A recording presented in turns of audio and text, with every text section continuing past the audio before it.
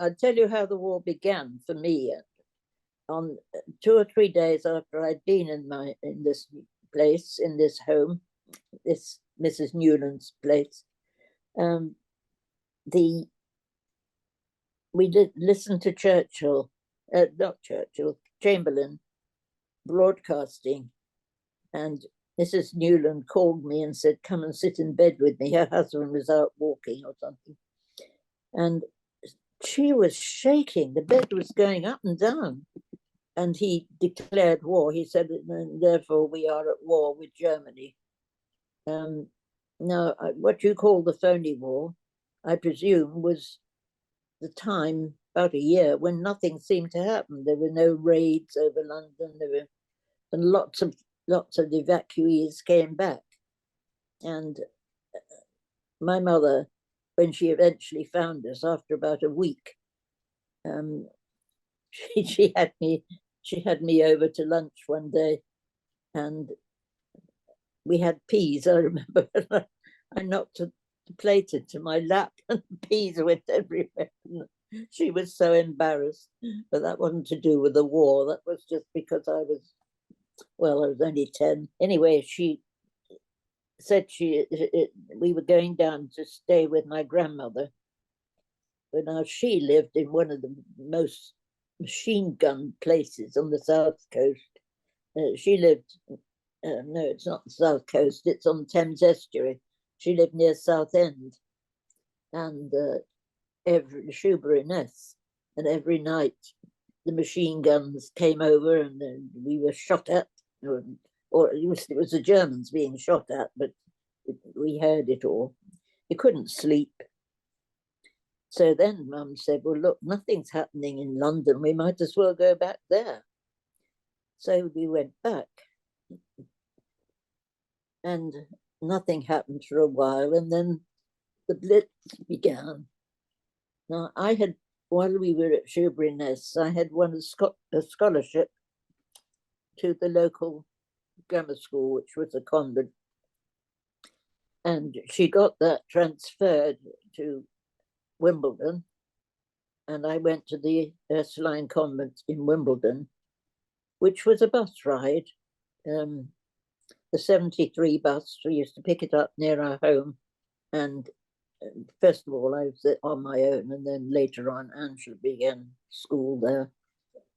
It was a paying school, but the nuns were very understanding, and I think we had a very good rate. One thing that we did see was the Battle of Britain, because from our upstairs window, we could see right across to where these little things like little silver fish were maneuvering in the air.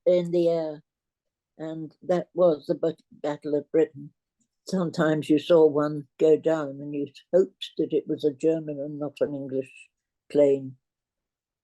I had a friend at school whose brother,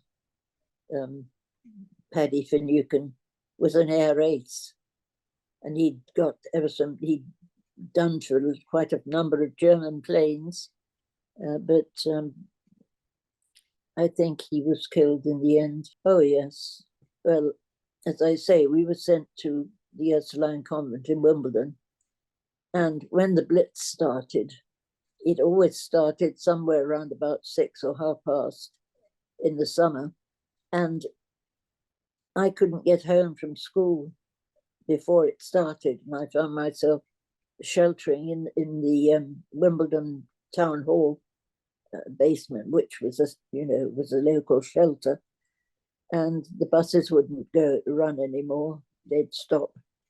And I know my dad had to come over somehow. I think he came on the train to pick me up, and then my mother said to the nuns, I can't have her stranded on the way home like this. Could she become a boarder? And they did have a few boarders. I think there were about 40 of us. And that was very hard on them because they couldn't get proper supplies. They were meant to have 1 egg a week each, but they couldn't get 40 eggs. Nobody could supply them with that. And so our food was very wanting. I mean, one day I remember we had lettuce for breakfast, cooked lettuce for lunch, which was horrible. It gave you diarrhea. Lettuce for tea and lettuce for supper. You know, it's not nourishing, and it's certainly pretty boring, especially if you don't like lettuce. And they had a bad time of trying to get us food. Your dad was in the Home Guard. What did he do? No, he wasn't in the Home Guard yet. He was in the Air Force at this time, and he was in Swaffham in Norfolk, and he worked with the barrage balloons. Really, if they'd examined him properly, he wouldn't have got in because he was stone deaf.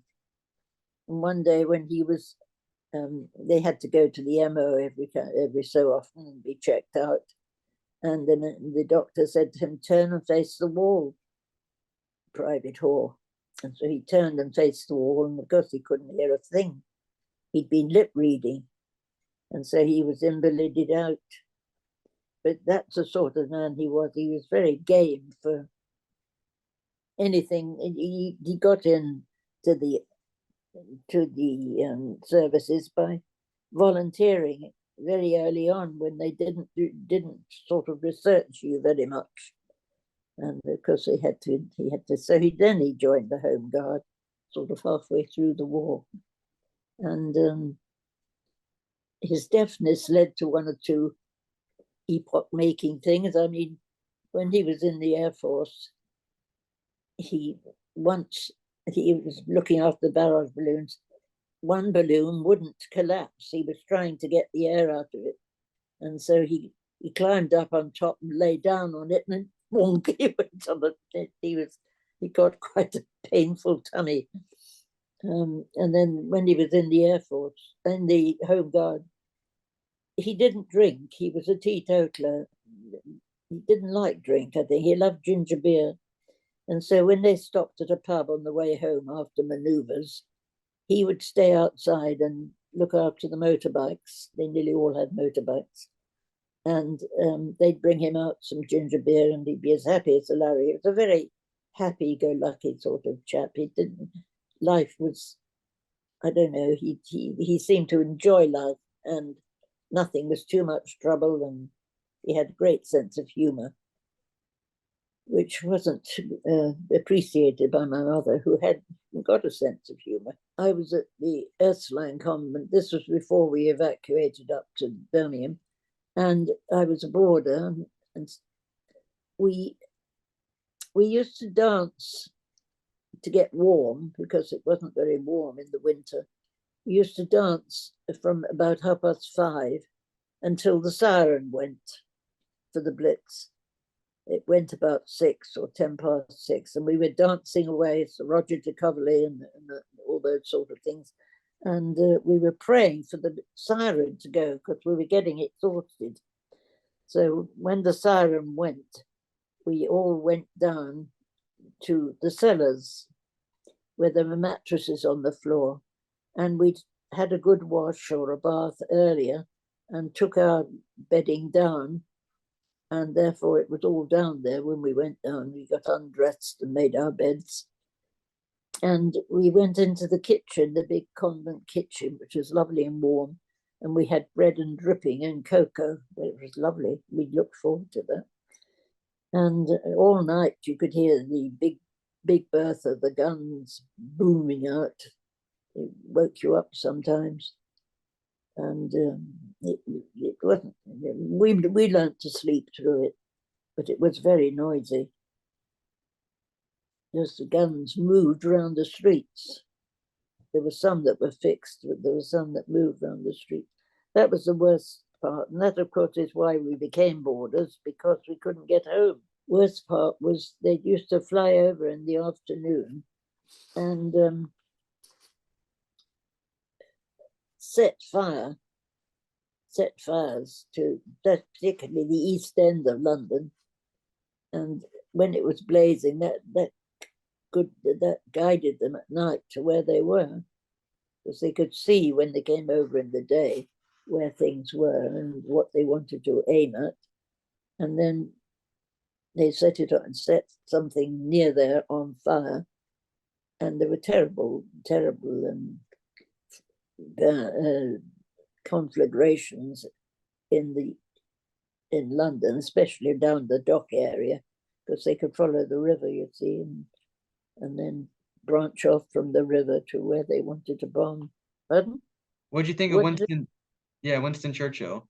Well, he was my hero then. Not so sure when I know more about him that he is, but I mean, we saw him as our savior, and he did a tremendous amount to save Britain. And of course, his speeches, they impressed me when he made them terrifically. You know, we shall fight them on the beaches, we shall fight them in the air. He had a wonderful gift for rallying people with his speeches. Do you remember when D-Day happened? Oh yes, the day before D-Day.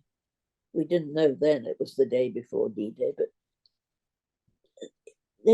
planes never stopped going over our house. Masses and masses of planes, in a whole lot would fly across, and then there'd be a pause, and then another whole lot. We said, what on earth is going on? And it was preparatory for D-Day. And I don't quite know what they were doing. Perhaps they were giving backup to the chaps who were landing, or flying them to where they needed to be. It was shortly after D-Day that the V-1s began to come over. It was a great number of aeroplanes. We could hear them, and the guns were going at them, and our planes were attacking them, and they were crashing. We saw several go down in flames, and I was praying for the pilots. I thought, oh, it must be awful to them. Well, they were pilotless, so I was praying in vain because they hadn't got pilots. They flew a certain distance. They were launched from the Pas de Calais, and they flew a certain distance, and round about where we were in Worcester Park, their engines finished, and you used to hear them cut out, and then you just wait and wonder where it was coming down, because especially on a cloudy day, it could be up beyond the clouds, and then suddenly you see it nosediving through the clouds straight down. And we had an experience of that, because we used to, when we'd heard them go over, we used to come out and look and see which direction they'd gone, because they wouldn't turn around and come back. And we were in the shelter one day, and I heard we heard my mother, my aunt, who was also, we were more or less camping out in this house because we had nowhere to go. And then these bombs came, these flying bombs, and we were all in the shelter one day. My mother and I had done the house beautifully. We cleaned it beautifully, and you could have eaten off the floor. And because my mother had made up her mind that she was taking us out of that area because, well, my sister was ill, Angela wasn't. She had air problems, and they weren't improved by this sleeping in a damp shelter. And 7 of us, we slept 2 on a bed about that big, about 2 feet big, 2 feet wide. The men, my uncle and my dad, they held dustbin lids over their head, and then my dad, being stone deaf, he would just go in and go to sleep and not wake up. And we were rather worried at that, because he could have copped it. And my mother had said, we're going. So we left the place beautiful for them to enjoy. And Jean, my aunt, was going away as well, leaving Norman, her husband, with with Dad to fend for themselves. And this day, in the middle of the day, we'd just finished cleaning and had something to eat, and the siren went. So down we went to the shelter. It was a brick-built shelter. It wasn't as bad as the Anderson shelters, which were often underwater. And we heard one coming. It seemed to be coming very near us, so we stayed in the shelter.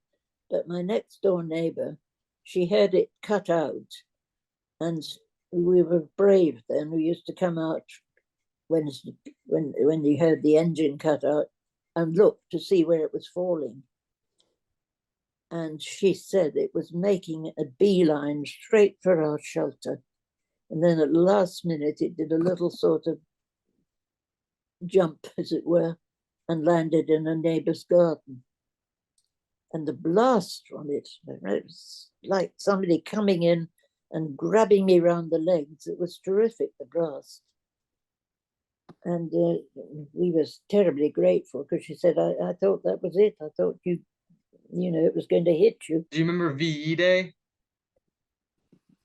Yes, I was at school, and I remember doing my hair in a V.